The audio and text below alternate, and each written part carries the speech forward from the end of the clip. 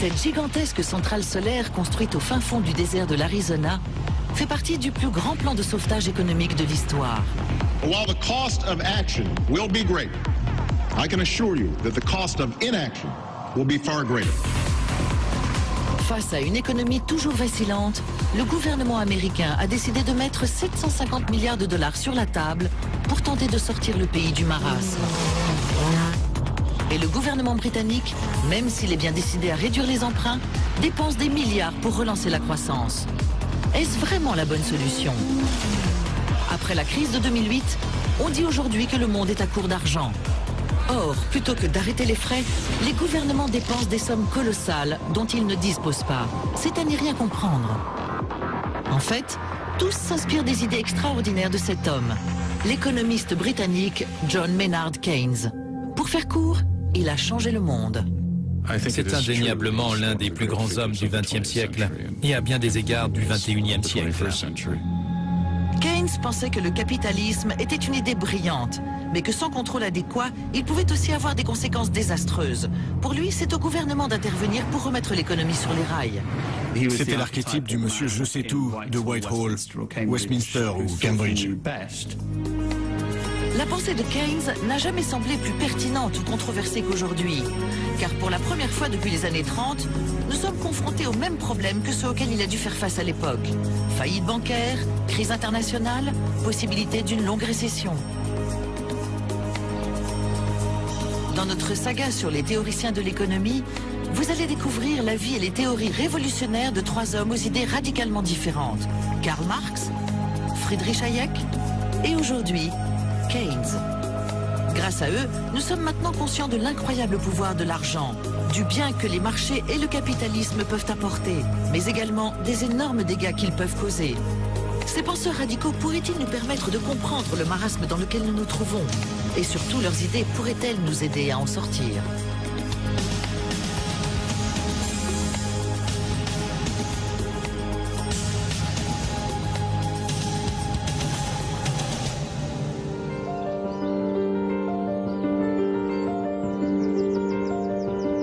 Nous sommes dans les paisibles collines du nord-ouest de l'Angleterre. L'économie est à l'œuvre.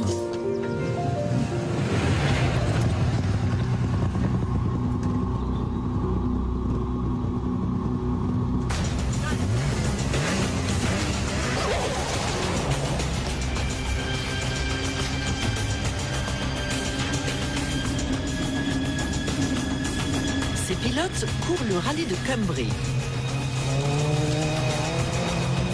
Leur sponsor, une célèbre marque italienne de pneus, est l'un des bénéficiaires d'un fonds d'aide gouvernemental destiné à encourager la croissance et l'emploi dans la région, doté de plus de 2 milliards de livres. Et c'est surtout cet ancrage local de l'entreprise qu'ils veulent mettre en avant.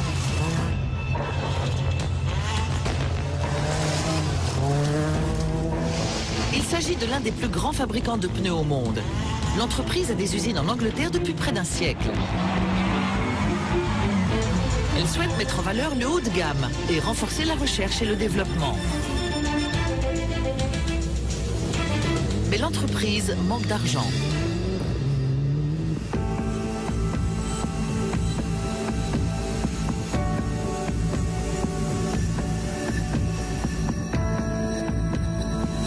Cette fabrique est l'un des principaux employeurs de la ville de Carlisle.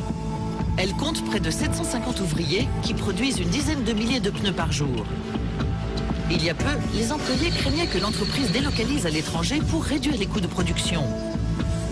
Une subvention gouvernementale de 2 millions de livres a convaincu le fabricant de pneus de plutôt investir au Royaume-Uni. Quand on investit massivement, les gens sont plus enclins à dépenser leur salaire, ce qui profite à l'économie locale. Et ça ne concerne pas uniquement les employés de la fabrique de pneus. Des centaines de fournisseurs et de prestataires dépendent de l'usine et tirent profit de l'augmentation des dépenses de l'entreprise qu'ils finissent par réinjecter dans l'économie locale. À première vue, on pourrait trouver curieux que le gouvernement renfloue une entreprise privée alors qu'il est si inquiet au sujet de la dette publique qui ne cesse d'augmenter et dépasse aujourd'hui les 1000 milliards de livres. Mais Keynes est très clair. Parfois, si on veut que le capitalisme aille dans notre sens, nous sommes obligés d'agir. même si ça implique de dépenser de l'argent que nous n'avons pas. Selon Keynes, il est possible pour un gouvernement d'intervenir et d'améliorer la situation des marchés. Certains disent qu'il a sauvé le capitalisme des capitalistes. Mais pour les détracteurs de Keynes, ce sont les erreurs des gouvernements qui sont à la base du problème. Presque à chaque fois qu'une économie se retrouve fortement déséquilibrée, c'est à cause d'une erreur de politique. Pour Keynes, même en période d'instabilité économique, l'intervention du gouvernement peut s'avérer plus bénéfique que si on laissait l'économie se rétablir toute seule. Je ne suis pas très convaincu.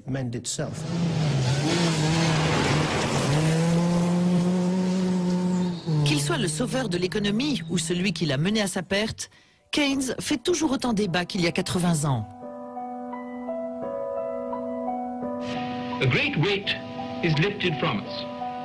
Ce sont les seules images où l'on voit Keynes parler.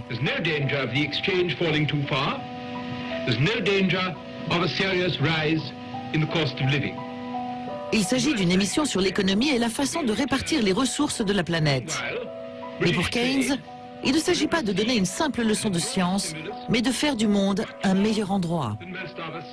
Quand on pense aux Anglais qui ont laissé leur empreinte sur le XXe siècle, le premier nom qui vient à l'esprit, c'est bien sûr celui de Winston Churchill. John Maynard Keynes n'est pas loin derrière. C'est dans cette maison de Londres que pendant des années, Keynes a élaboré des idées qui ont contribué à façonner certains des événements majeurs du siècle dernier. Sauver le capitalisme de la Grande Dépression, financer la guerre contre les nazis et bâtir un nouvel ordre économique d'après-guerre qui a ouvert la voie à des décennies de croissance et de prospérité. Il était respecté par tous ceux qui comptaient, président, premier ministre. Tous écoutaient ce qu'il avait à dire, bien que ce ne soit qu'après sa mort que tout le monde a véritablement commencé à suivre ses conseils. Je me suis inscrit à l'université en 1965. L'idée qui dominait le climat intellectuel de l'époque, pas uniquement en termes économiques, mais également politiques, c'était que Keynes avait résolu le problème économique. Vers la fin des années 60, la pensée de Keynes a imprégné le tissu économique de près de l'ensemble du monde occidental. Mais il s'avère que Keynes est impuissant face à la forte inflation des années 1970. Après cette période, sa popularité est en perte de vitesse et les idées de libre-échange commencent à gagner du terrain. Mais en 2008, lorsque le monde sombre dans la tourmente, Keynes est de retour.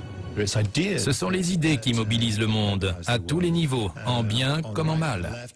Et selon moi, personne n'a jamais eu de meilleures idées que Keynes sur la façon de penser le capitalisme. Et si ça compte, alors lui, il compte.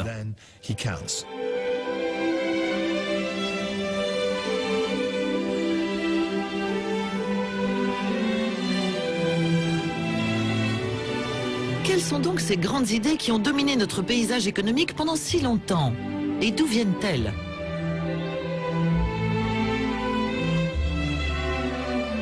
Keynes est né en 1883 pendant l'apogée de l'Empire britannique, dans une famille de classe moyenne. Ses parents l'envoient étudier à Eton et à Cambridge. Jusque-là, rien d'extraordinaire. Mais à l'université, il commence à fréquenter un groupe peu conventionnel, le Bloomsbury Group. Le jeune homme passe la majeure partie de son temps ici, dans leur maison de campagne de Charleston, dans le Sussex. C'était une sorte de communauté réunissant des artistes, des écrivains et un économiste. Ils se considéraient comme des marginaux. Ils vivaient selon un concept plutôt indéfinissable, la bohème.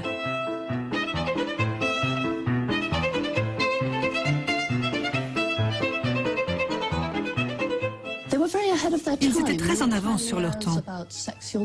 C'étaient des précurseurs en matière de comportement sexuel, de politique et dans les domaines esthétiques, artistiques et littéraires. Le Bloomsbury Group lui a permis de sortir des sentiers battus et de concevoir l'inconcevable. Le contact de tous les intellectuels lui a donné le courage de se jeter dans le vide, comme s'il avait des ailes.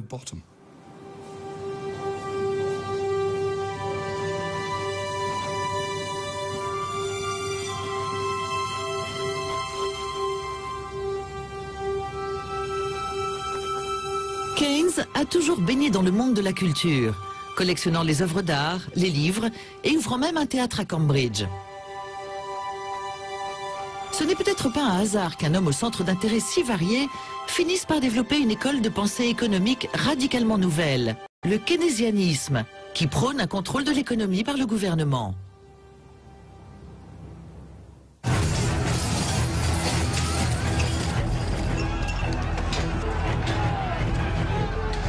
Les Grecs s'indignent contre l'austérité qui leur est imposée par leurs voisins européens. Cette situation semblerait sans doute familière à Keynes. Il a lui-même été témoin des ravages que peuvent causer certains gouvernements en imposant une politique économique à un pays en difficulté. Ça lui a permis de développer sa première grande idée. Dans un monde interconnecté, la politique du chacun pour soi est vouée à l'échec.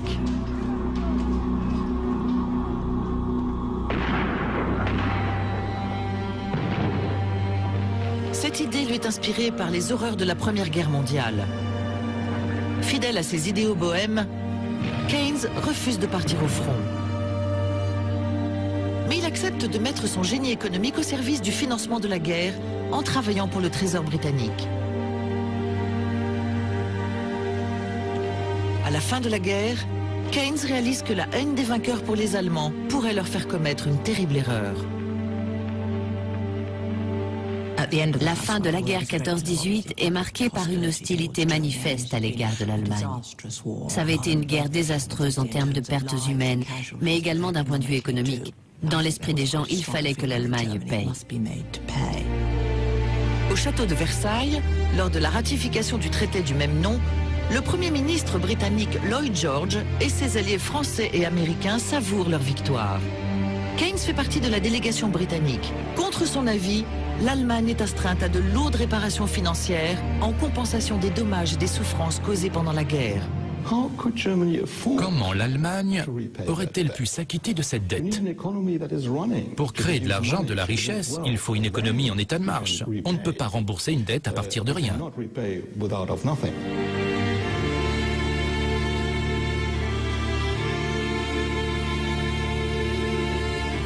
Keynes est tellement scandalisé qu'il démissionne et part trouver refuge à Charleston, où il rédige sa première œuvre majeure, Les conséquences économiques de la paix.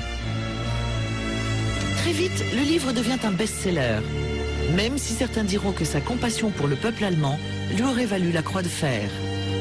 Le leitmotiv de Keynes, c'est que le traité de Versailles n'est pas seulement injuste, mais également stupide.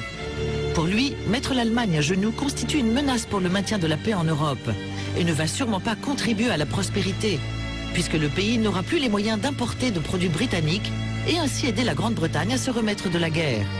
C'est un argument qu'il défendra jusqu'à sa mort. Pour lui, nous sommes tous dans le même bateau. Le traité de Versailles a saigné à blanc l'une des plus grandes puissances européennes. Comme Keynes l'avait prédit, l'économie allemande sombre dans le chaos. La dette publique est tellement mirobolante que le pays est obligé d'émettre plus de monnaie, menant inexorablement à l'hyperinflation et à l'effondrement du mark. L'hyperinflation ne ravage pas uniquement l'économie, mais détruit également le tissu sociétal du pays, et avec lui, les espoirs du peuple allemand. Lorsque Keynes avait annoncé que le traité de Versailles mènerait droit à la catastrophe, même ses partisans pensaient qu'il exagérait. Mais ils finissent vite par changer d'avis.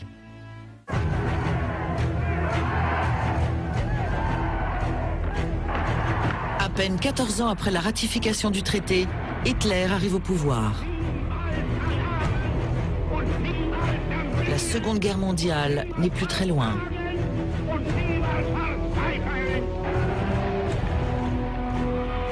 Comme Keynes l'avait prédit, la dégradation des relations économiques a des conséquences catastrophiques. Keynes savait que les réparations financières étaient beaucoup trop lourdes, qu'elles seraient à l'origine du prochain conflit européen, et que les Alliés ne voyaient pas plus loin que le bout de leur nez. Et il avait raison.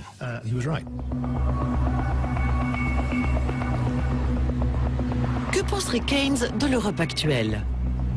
Il verrait encore une fois les forts dicter leurs lois aux plus faibles. Sauf que cette fois-ci, les gouvernements puissants, notamment l'Allemagne elle-même, imposent des réductions budgétaires aux nations en crise, comme la Grèce en échange de plans de sauvetage. À l'heure actuelle, la pensée dominante en Europe tend à répéter les mêmes erreurs qu'à la fin de la Première Guerre mondiale, notamment en ce qui concerne la Grèce. À force d'imposer à un pays des objectifs intenables, ça va mal finir.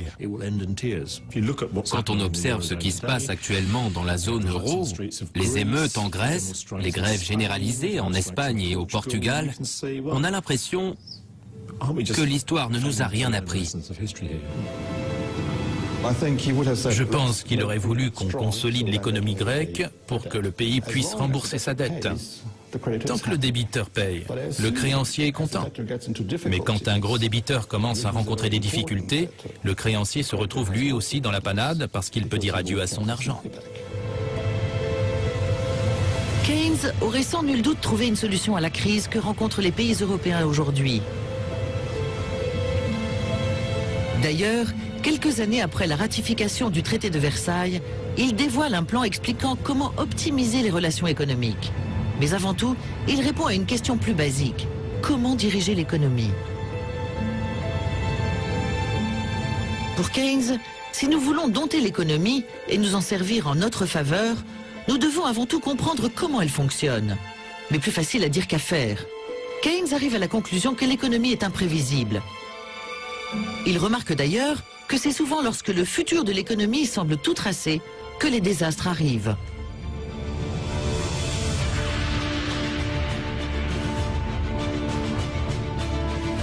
Et l'histoire lui donne raison en 2008, lorsque le système financier mondial implose après l'une des plus longues périodes de croissance de l'histoire.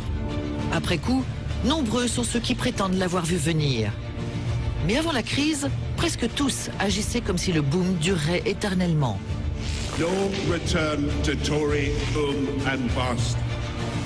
Trop présumer du futur de l'économie est une autre erreur contre laquelle Keynes nous a mis en garde il y a près de 80 ans.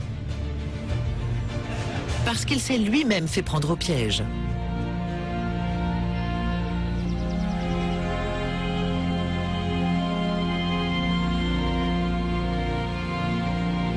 À la fin de la Première Guerre mondiale, il quitte le Trésor et trouve refuge au King's College de Cambridge, son ancienne université.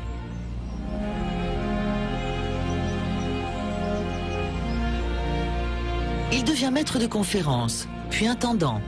C'est lui qui supervise les finances de l'université.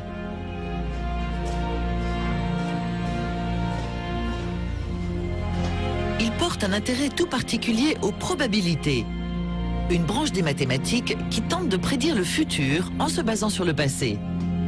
Quand il n'est pas en train d'écrire ou d'étudier, Keynes s'essaye au boursicotage. Il a besoin d'argent et pense que la spéculation est un bon moyen d'arriver à ses fins. Par ailleurs, c'est une excellente façon de tester sa théorie selon laquelle les probabilités et les statistiques peuvent permettre de prédire les variations du marché. Les résultats sont très mitigés. À ses débuts d'investisseur, Keynes s'asseyait dans son lit tous les matins et noircissait des pages et des pages de statistiques sur les devises, les actions, les obligations et les commodities. Quand il était sûr d'avoir déterminé dans quel sens le marché allait évoluer, il investissait.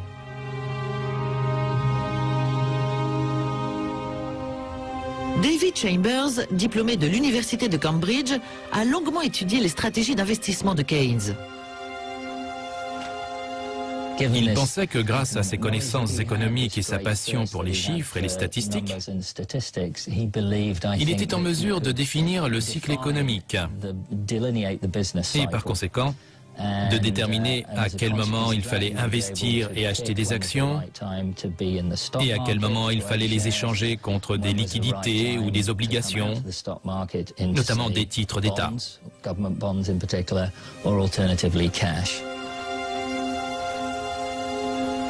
Mais malgré tous ces calculs savants, Keynes n'a pas senti la catastrophe arriver. Avant le krach de 1929, Wall Street ressemblait beaucoup à la fin de notre boom. Les actionnaires pensaient que les beaux jours ne finiraient jamais. Armés de tous les derniers modèles mathématiques, ils croient que rien ne peut arriver. C'est alors que la bulle éclate.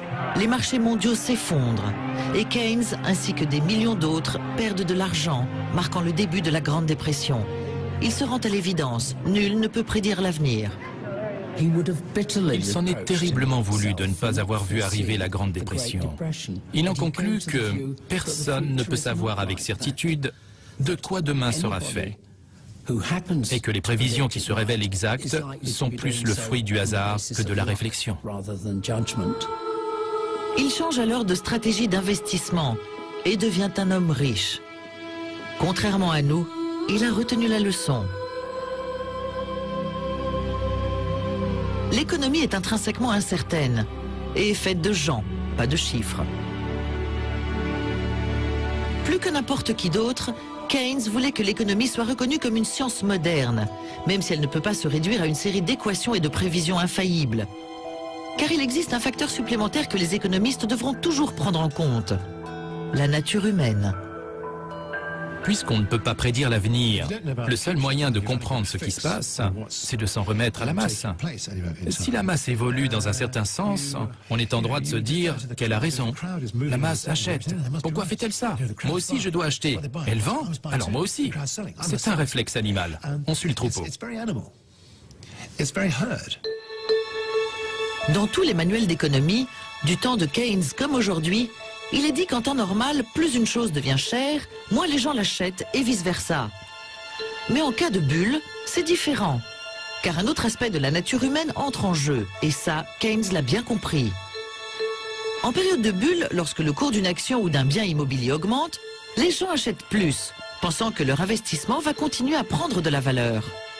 Et bien sûr, c'est le cas. Car tout le monde pense la même chose. Seulement, la bulle finit toujours par éclater. Les années qui ont précédé la crise, avions-nous oublié ce que Keynes nous avait enseigné sur la mentalité de troupeau, les bulles et le caractère incertain de l'économie? Les banquiers, les investisseurs et nous-mêmes, nous sommes-nous laissés aveugler par cette croissance que nous pensions éternelle?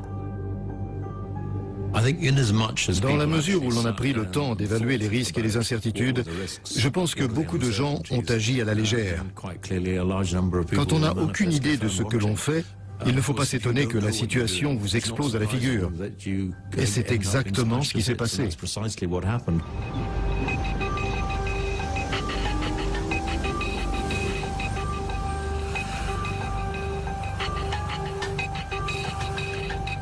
La mise en garde de Keynes contre l'imprévisibilité du marché et son rejet de la politique du chacun pour soi sont tous deux issus de son expérience personnelle.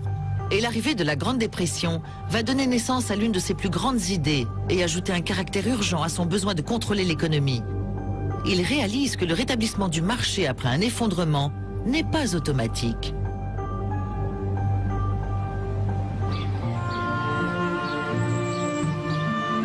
Au début des années 30, le monde est plongé dans la morosité. Le nombre de chômeurs augmente et partout, des usines ferment. Mais Keynes, lui, coule des jours heureux. Il est devenu célèbre et a même réussi à choquer ses amis avant-gardistes du Bloomsbury Group en épousant une ballerine russe, alors qu'il n'avait jamais caché son homosexualité.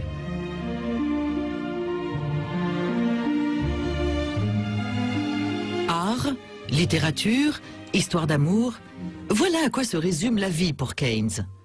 Mais contrairement à ses amis du Bloomsbury Group, qui ont tous hérité de leur fortune, il est bien conscient qu'un tel train de vie a un prix.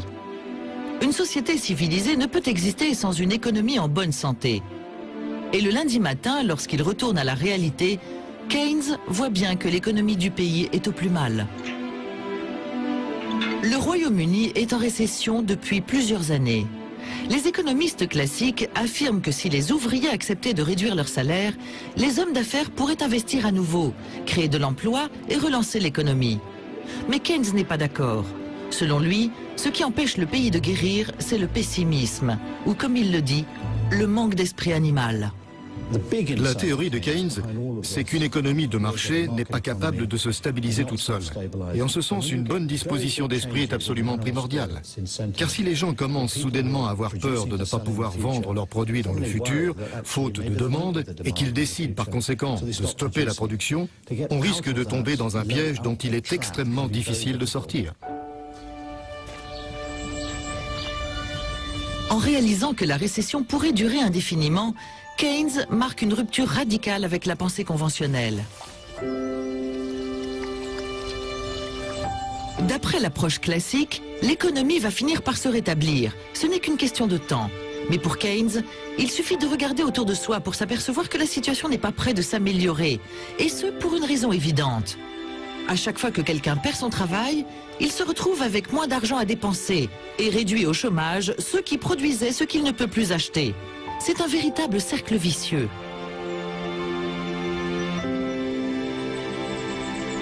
Keynes pense que le manque d'esprit animal du monde des affaires est en train de toucher l'ensemble de la population. En 1931, lors d'une allocution à la radio, il lance un appel urgent. The slump in trade and employment are as bad as the worst which have ever occurred. Activity and enterprise, both individually and nationally, must be the cure.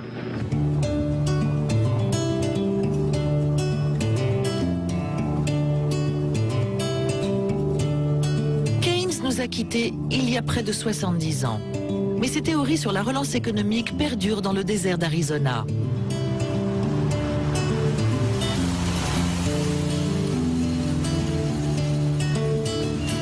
À Gila Bend, on construit la plus grande centrale solaire thermodynamique du monde.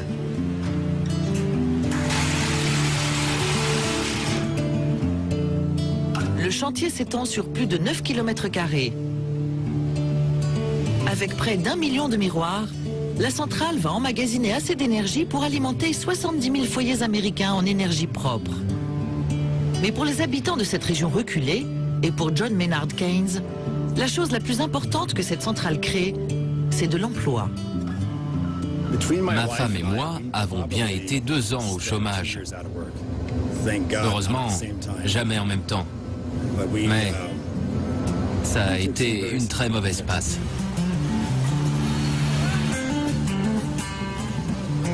L'agence qui nous fournit la main-d'œuvre m'a dit qu'il recevait au moins 300 CV par jour. Il y a énormément de gens à la recherche d'un emploi. Et ceux qui en ont un ont vraiment beaucoup de chance. En réalité, cette centrale fait partie d'une gigantesque expérience keynésienne. Après la crise, le gouvernement américain a mis 750 milliards de dollars sur la table pour financer des projets comme celui-ci, afin de créer de l'emploi et relancer la croissance. En temps normal, les responsables du site auraient dû emprunter eux-mêmes les 1,5 milliard de dollars à la banque. Mais nous ne sommes pas en temps normal. À cause de la crise, nous avons dû nous tourner vers des sources de financement alternatives. Et bien sûr, étant donné le contexte, le programme fédéral de garantie de prêts mis en place par le gouvernement américain nous a beaucoup aidés. En fait, sans ce genre d'aide publique, cette centrale n'aurait jamais pu voir le jour.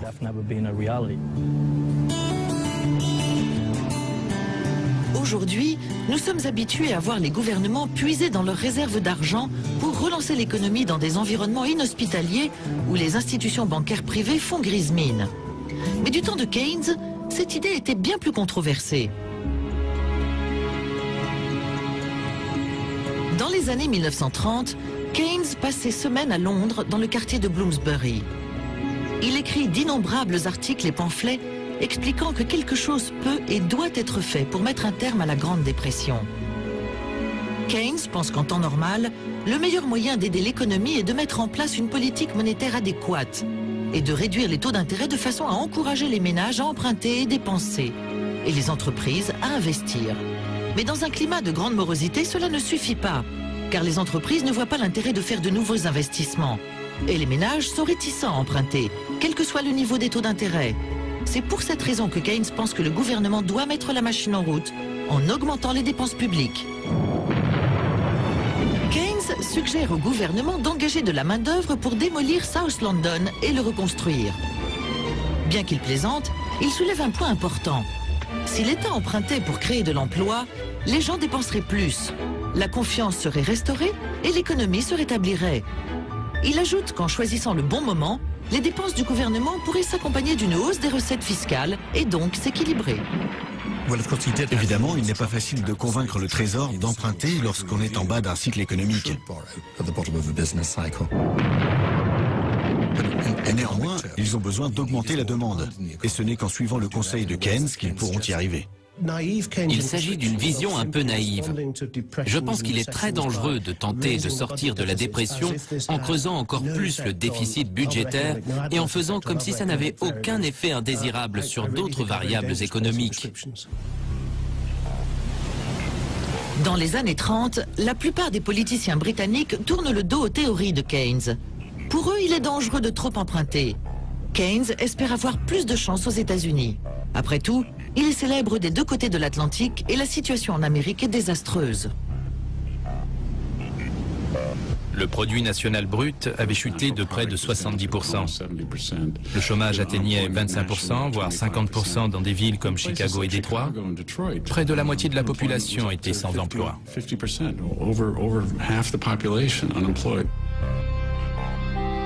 Pour faire face à la Grande Dépression, le président Hoover décide de réduire les dépenses et d'augmenter les taxes.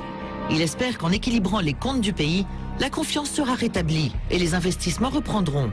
Argument repris par plusieurs hommes politiques aujourd'hui. Ça n'a pas marché. Jamais. Quand on réduit les dépenses du gouvernement pendant une récession ou une dépression, la demande diminue et le chômage augmente. C'est un cercle vicieux. Comment restaurer la confiance lorsque les entreprises vont mal et que le chômage augmente? C'est impossible. Le successeur de Hoover, Franklin Delano Roosevelt, a une approche différente. Encore une fois, ces arguments trouvent un écho aujourd'hui. Selon lui, c'est en augmentant les dépenses de l'État que le pays pourra sortir de la crise. This nation is asking for action and action now.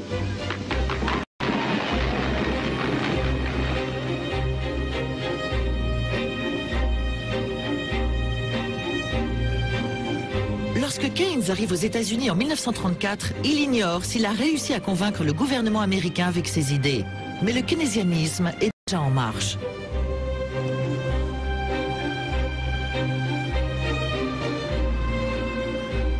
Le New Deal est un vaste programme de projets financés par le gouvernement, visant à redonner du travail aux chômeurs du pays.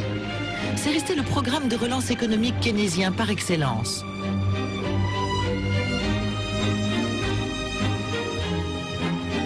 Et à l'époque, il n'y a pas de projet plus emblématique que celui-là. Le barrage Hoover.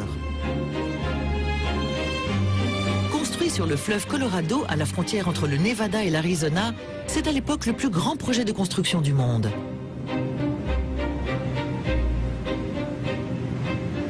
C'est un projet résolument keynésien. Le gouvernement a creusé le déficit pour financer la construction du barrage Hoover, ce qui a donné à une dizaine de milliers de personnes un emploi, une nouvelle vie et de l'argent à dépenser.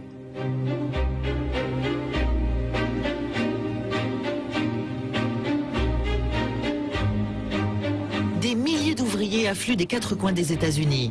Pendant 5 ans, ils creusent des kilomètres et des kilomètres de montagnes pour donner naissance à un gigantesque générateur qui fournit l'électricité à une bonne partie du pays. Ça a relancé l'économie. Les 165 millions de dollars d'investissement ont engendré une croissance de plusieurs milliards.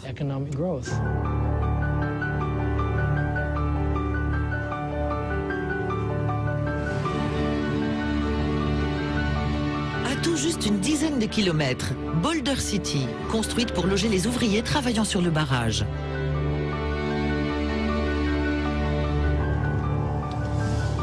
Vous voyez toutes les maisons le long de ces avenues? Aujourd'hui, on appelle ça des dingbats. Ce sont des logements bâtis à la hâte pour accueillir les ouvriers pendant la construction du barrage. Mais comme ils sont restés ici après la fin des travaux, ce à quoi personne ne s'attendait, ces dingbats sont toujours habités. Roger Schauf est le directeur de l'hôtel de la ville. Pour lui, Boulder City est la preuve qu'en période de dépression, les dépenses de l'État peuvent relancer la consommation et les investissements et ainsi avoir un effet positif sur l'économie. C'est ce que Keynes appelle l'effet multiplicateur. À la fin de la deuxième année, ils vivaient dans une ville, une vraie ville, avec tout ce qu'il faut. Des magasins, des restaurants, des infrastructures médicales, des lieux de loisirs, et tout ça en moins de 2 ans. Les opposants aux théories de Keynes sur les dépenses publiques disent souvent que les bénéfices sont brefs et les coûts permanents. Mais Boulder City a réussi à s'implanter et à prospérer. Ceux qui y habitent encore affirment que sans le New Deal, l'endroit serait resté un désert.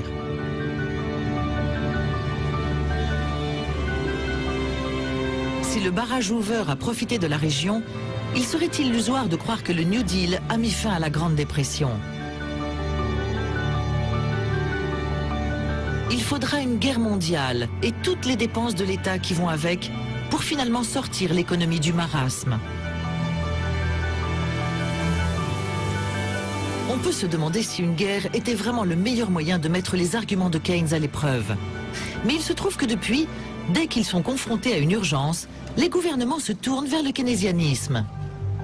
Et la crise de 2008 est la plus grande urgence à laquelle nous ayons eu à faire face depuis longtemps. Quand le système financier mondial s'est effondré, tout le monde a craint l'arrivée d'une nouvelle grande dépression. Les gouvernements prenaient le libre marché depuis des années.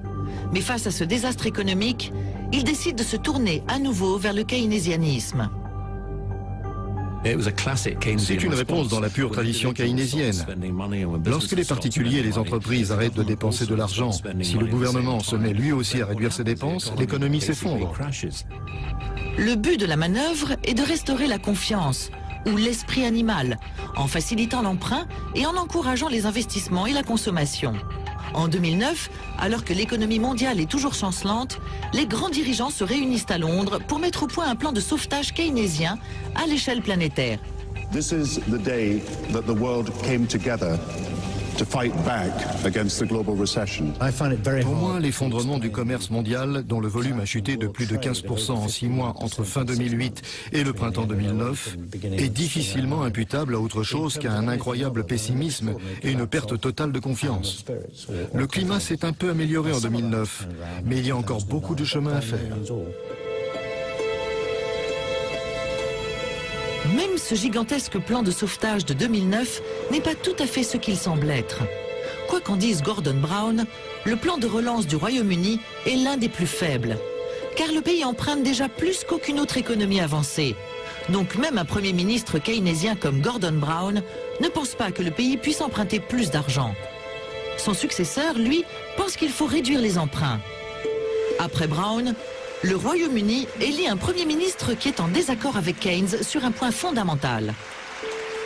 Some of the normal things that governments can do to deal with a normal recession, like borrowing to cut taxes or increasing spending, these things won't work because they lead to more debt, which would make the crisis worse.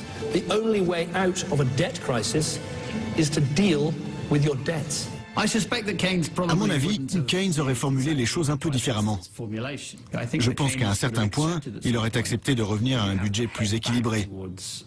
Surtout si on ne veut pas que les générations futures croulent sous nos dettes. Ce que je trouve incroyable, c'est que des pays qui ont le choix, comme le Royaume-Uni, décident volontairement d'adopter une politique d'austérité, alors qu'on sait très bien ce qui va arriver.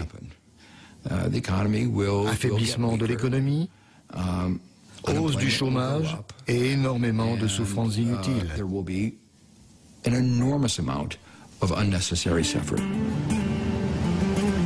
Ce débat fait rage des deux côtés de l'Atlantique.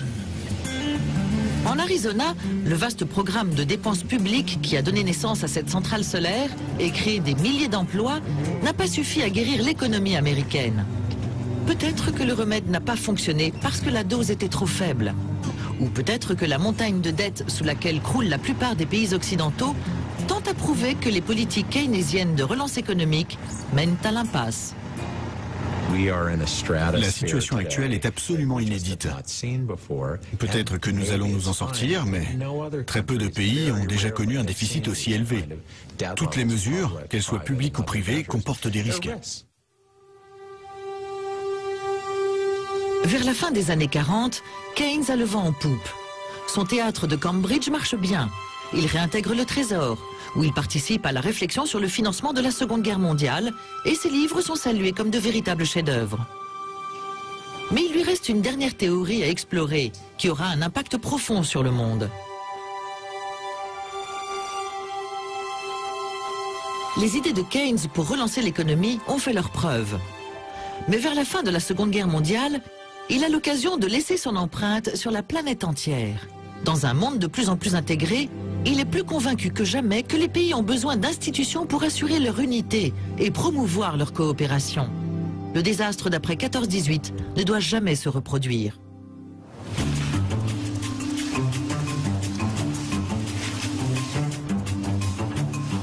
En 1944, Keynes entreprend son plus important voyage aux États-Unis. Sa destination ? Bretton Woods, dans le New Hampshire. Il rejoint des délégués venant de plus de 40 pays différents afin de poser les jalons d'une nouvelle économie mondiale d'après-guerre. Ils voulaient reconstruire le système financier qui avait été détruit, pas uniquement par la guerre, mais également par la Grande Dépression. Keynes pense que le chaos économique des années 1920 et 1930 est largement responsable de la guerre.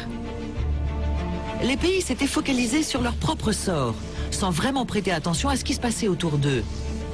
Le monde a payé un lourd tribut à ce manque de coopération. Les dirigeants britanniques et américains étaient résolus à tout faire pour que ça ne se reproduise jamais et pour rétablir l'économie mondiale. Ils ne pouvaient pas se permettre de revivre le genre de crise économique qu'ils avaient traversé parce qu'ils savaient qu'une nouvelle guerre mondiale serait au-dessus de leurs moyens.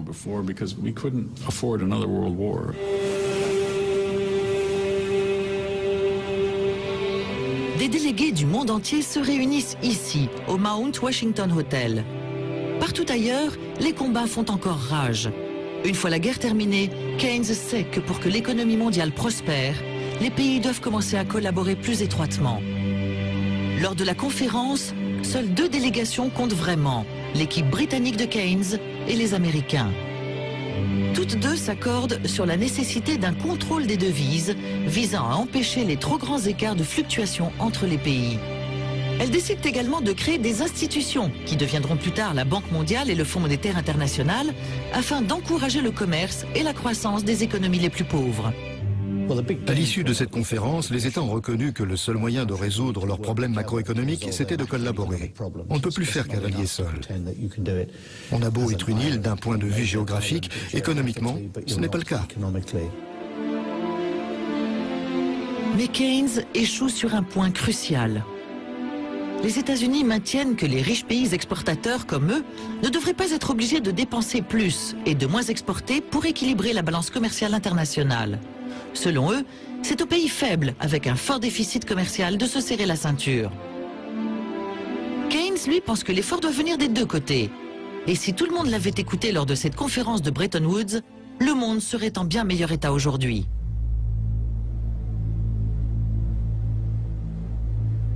Cette vieille tour de télévision est-allemande est un symbole de la réunification. Mais ces derniers temps, le sentiment d'unité européenne fait défaut. Le gouvernement allemand veut imposer aux pays de la zone euro en difficulté des mesures très strictes afin de rétablir leur économie. Les pays plus riches ont accepté de leur venir en aide en leur octroyant des prêts considérables. Mais pour Keynes, ça n'aurait sûrement pas suffi. Keynes pensait que pour que l'économie mondiale fonctionne, l'effort devait venir des 2 côtés. Les pays faibles qui ont accumulé de grosses dettes auprès du reste du monde doivent devenir plus compétitifs et trouver un moyen de combler leurs déficits. Mais les riches exportateurs doivent eux aussi retrousser leurs manches en acceptant d'importer davantage et de réduire leurs exportations afin de devenir un peu moins compétitifs. En Allemagne, cette idée ne passe pas du tout. La plupart des gens trouveraient insensé de demander à l'Allemagne de réduire ses exportations pour devenir moins compétitive et ne verraient pas l'intérêt d'affaiblir le pays alors que d'autres le sont déjà bien assez. Eh bien, ces gens-là ont tort. En Allemagne, il y a du mouvement dans les rues.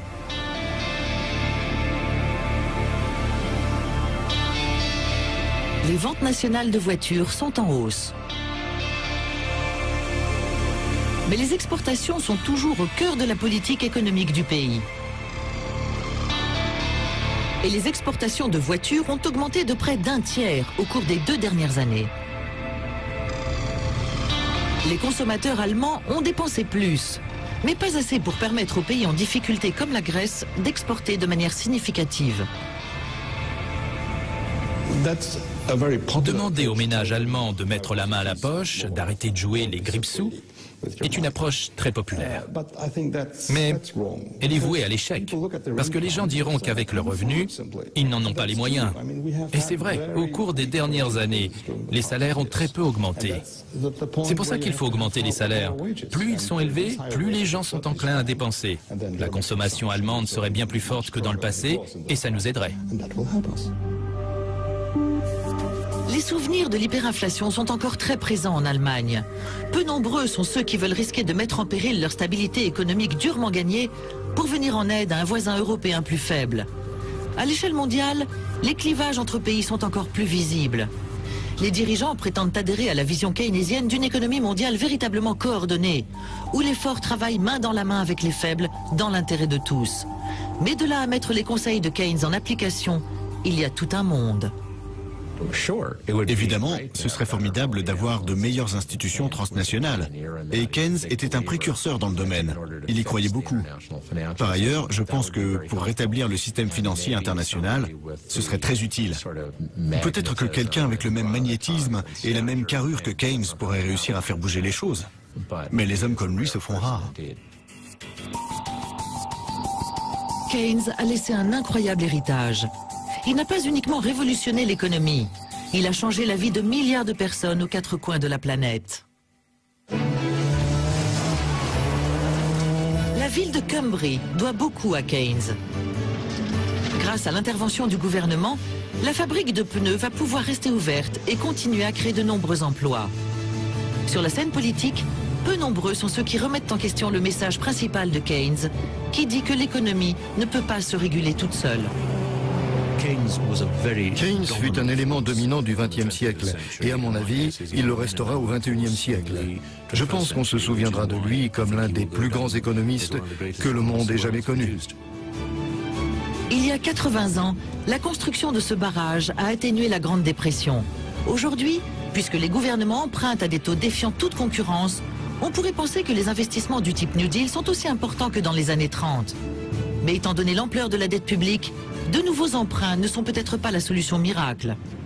La solution keynésienne par excellence, creuser le déficit, emprunter de l'argent et dépenser, dépenser, dépenser, doit être manipulée avec précaution.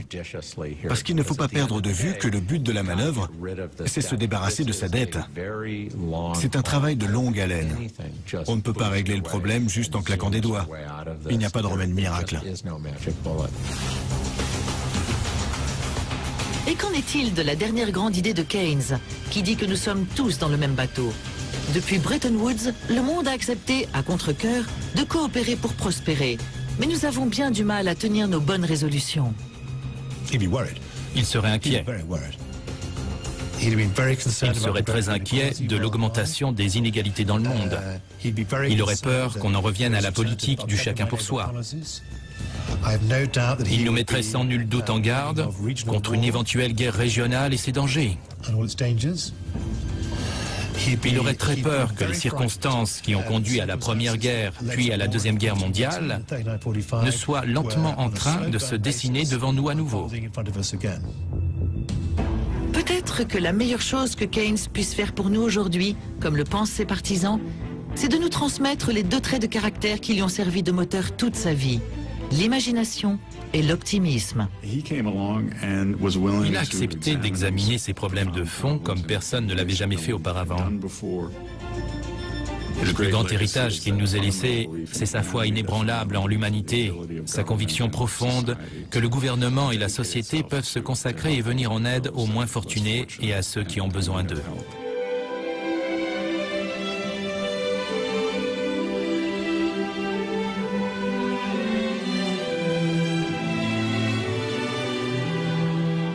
En 1946, Keynes succombe à une crise cardiaque dans son cher Sussex. À tout juste 62 ans, il a laissé un héritage qui a changé le monde. Mais une énigme subsiste. Il pensait que nous devions essayer de dompter le pouvoir de l'argent pour l'utiliser à notre avantage. Mais nous a également enseigné que l'économie était fondamentalement imprévisible. C'est une contradiction à laquelle nous nous heurtons encore aujourd'hui.